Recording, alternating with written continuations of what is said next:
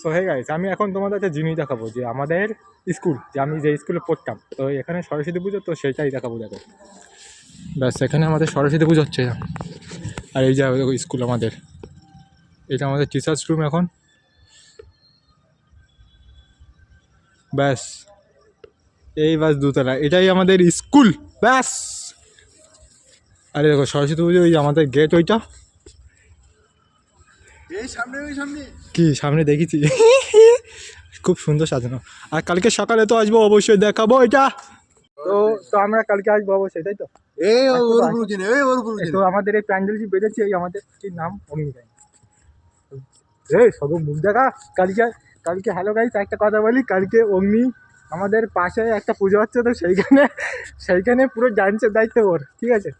তো যদি যদি অগ্নির বৌদিকে দেখো ব্লগটা, তো অগ্নিকে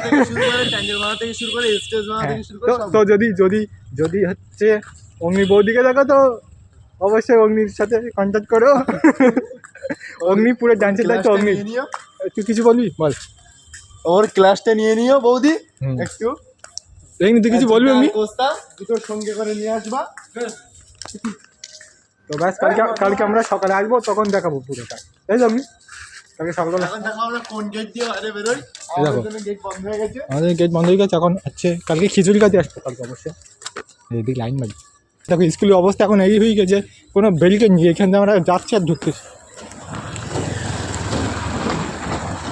আর এই সামনে হচ্ছে এইখানে হসপিটাল আছে, এই দিকটা, ওই যে লাইট জ্বলছে না, ওই যা সামনে ওইখানটায়। আর এই হচ্ছে আমাদের বাচ্চা।